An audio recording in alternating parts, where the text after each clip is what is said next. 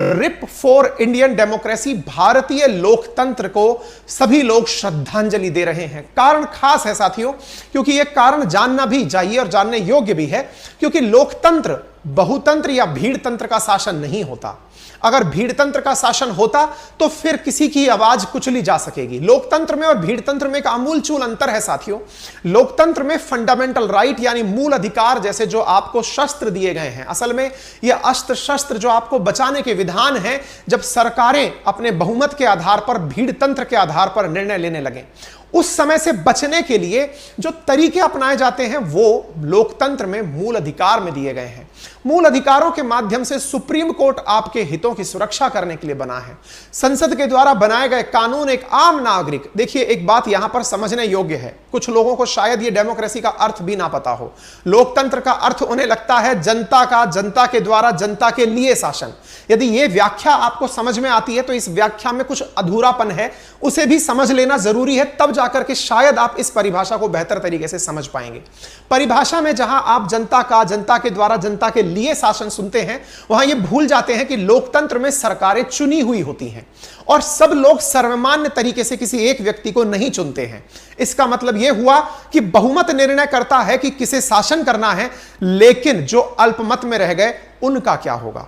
यदि देश के अंदर 100% आबादी ने 50% से अधिक वोट के साथ किसी भी पार्टी को चुना, और जब भारत के अंदर मल्टी पार्टी सिस्टम है तो ऐसी स्थिति में तो 50% से भी ज्यादा लाने की आवश्यकता नहीं है, सबसे अधिक अपना समर्थन लाने की आवश्यकता है। संभव है अगर 6 पार्टी खड़ी हो और 20-20% सबको वोट शेयर मिल रहा हो, तो अगर 21% भी किसी को मिल जाए, अगर 5 पार्टी खड़ी हो 20-20% मिल रहा हो, किसी को 21 और किसी को 19 भी मिल जाए, तो 21% का जो प्रतिनिधित्व करने वाली पार्टी है, संभव है वो पूरे 100% पर राज करे। यह लोकतंत्र की सबसे बड़ी कमियों में से एक है। जहां लोकतंत्र आता है, सुनने में आता है कि जनता का शासन है, लेकिन जनता में बहुमत का शासन है। यह लोकतंत्र का सेकंड विधान है। और उस सेकंड विधान में अगर 21% लोग 100% लोगों पर शासन करेंगे, तो क्या 100% लोगों के अधिकारों की सुरक्षा होगी? और अगर 100% लोगों के अधिकारों की सुरक्षा होगी, तो यदि नहीं हुई तो क्या होगा? ऐसे देश में सुप्रीम कोर्ट की सबसे अहम भूमिका होती है। चाहे आप लोकतंत्र की कितनी भी गणगाथा गाएं, आप कितने भी कानूनों की दुहाई दें, लेकिन लोकतंत्र को बचाने में जो सबसे प्रमुख भूमिका निभाती है वो है न्यायपालिका। कारण क्या है?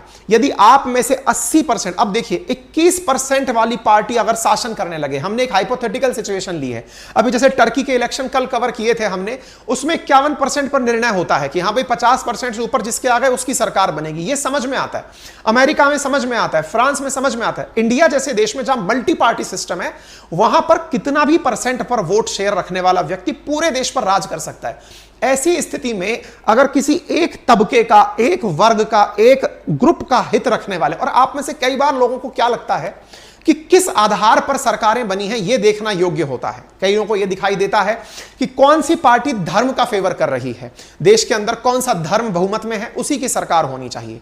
लेकिन याद रखिएगा, जब प्रताड़नाएं होने लगती हैं तो वो धर्म देखकर नहीं होती हैं।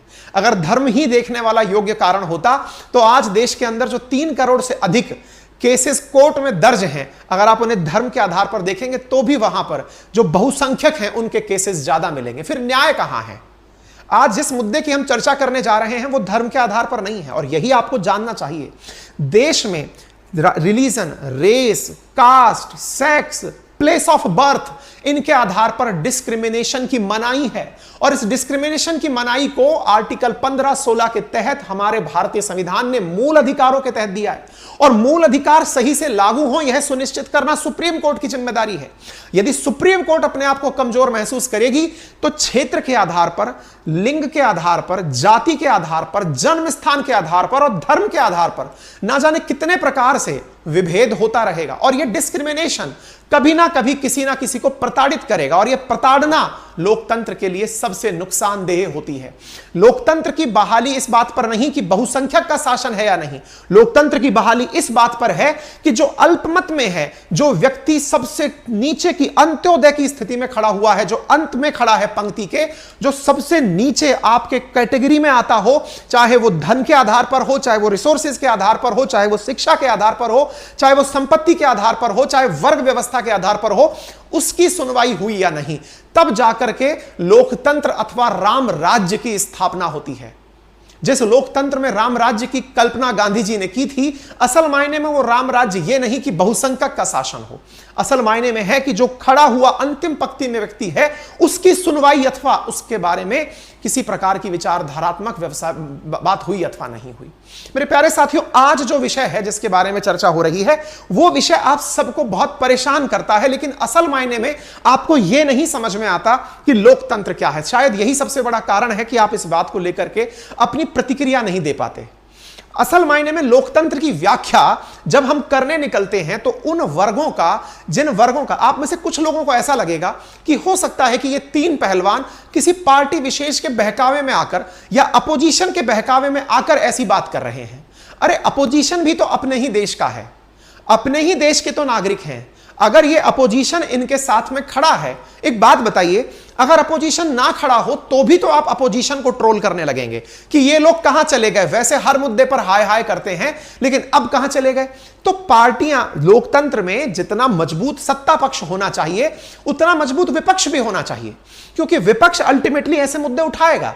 और अल्टीमेटली अगर विपक्ष मुद्दे उठाएगा तो लोकतंत्र की तो खूबी ही यह है कि विपक्ष जिन मुद्दों को उठा रहा है उन्हें भी सत्ता पक्ष सुने और उनकी सुनवाई करे। यह थोड़ी है कि विपक्ष ने यह मुद्दा उठा दिया तो अब हम इस पर कोई काम नहीं करेंगे। यह लोकतंत्र नहीं है साथियों। और अगर यह लोकतंत्र नहीं है तो यह भीड़ तंत्र है, और भीड़ तंत्र पढ़े लिखों का शासन नहीं होता है। पढ़े लिखों से अर्थ यह नहीं होता है कि आपने 2-4 एग्जाम निकाल लिए, आप पढ़ लिख गए। यह अंधता है, यह लोकतंत्र के प्रति आपका अंधापन है जो आपको दिखाई नहीं देता, जो आपको समझ नहीं आता कि अल्टीमेटली क्या सही है और क्या गलत है। और यह जो अंधापन है ना, यह किसी ना किसी दिन आपको भी उसी चपेट में लेता है और उस चपेट के कारण आप कभी भी उस पर प्रतिक्रिया नहीं दे पाते। इसीलिए ध्यान रखिए कि जब हम लोकतंत्र की व्याख्या करें तो आपको यह ध्यान रखना चाहिए कि अगर अपोजिशन भी कोई मुद्दा उठा रहा है तो वो देश का हिस्सा है। सत्ता पक्ष जब कोई काम करता है तो हम उसके गुणगान करते हैं। हमारे देश का मान जब अंतरराष्ट्रीय स्तर पर बढ़ता है तो हम खुले हृदय से उसका स्वागत करते हैं। लेकिन विपक्ष का काम है कि सत्ता पक्ष के अंदर चुनौतियां देना और सत्ता पक्ष को काम करने के अंदर ये चैलेंजेस लाके बताना कि आप लोकतंत्र को कहां पर क्रॉस कर रहे हैं। और अगर यह सब होता है तभी जाकर एक मजबूत राष्ट्र का निर्माण होता है। और मजबूत राष्ट्र के निर्माण में आपको मालूम होना चाहिए, ब्रिटेन, जहां से हमने वेस्टमिनिस्टर मॉडल लिया, जहां से हम संसदीय व्यवस्था में आज हमारा संविधान 75% तक जिस देश का कॉपी पेस्ट है, दैट इज यूके, जिसको लोकतंत्र को हमने as it is common copy किया, जिसके संसदीय व्यवस्था को कॉपी किया है, जिसकी वेस्टमिनिस्टर व्यवस्था को हमने कॉपी किया है, वहां पर सत्ता पक्ष के जस्ट अपोजिशन में बैठी हुई पार्टी अपनी शैडो कैबिनेट बनाती है। शैडो कैबिनेट का मतलब हुआ कि यदि आपके सत्ता पक्ष में गृह मंत्री है तो विपक्ष के पास भी गृह मंत्री होगा और वो आपको हर काम में चैलेंज देगा। वो आपको बताएगा कि ये काम आप गलत कर रहे हैं, अगर मैं होता तो ऐसा करता। वो अपनी नीतियां जनता को सेम डे बताते हुए चलता है कि यदि गृह मंत्री ने यह काम गलत किया तो हम ऐसे करेंगे, अगर फलाने सिंह ने यह काम गलत किया तो हम ऐसे करेंगे। सत्ता पक्ष के जस्ट सामने शैडो कैबिनेट है। हमारे देश में क्या हो रहा है, हमने केवल भीड़ तंत्र तो ले लिया, हमने जनता का शासन तो ले लिया, लेकिन जनता के प्रति हमारी जो हमारी जवाबदेही है, जो हमारी रेस्पॉन्सिबिलिटी है, जो जनता के प्रति हमारी अकाउंटेबिलिटी है, हम उससे कहीं तक भी कनेक्टेड नहीं है। और अगर ऐसी स्थिति होती है तो यही सब दृश्य बनते हैं, रिप फॉर डेमोक्रेसी ट्रेंड करने लगता है।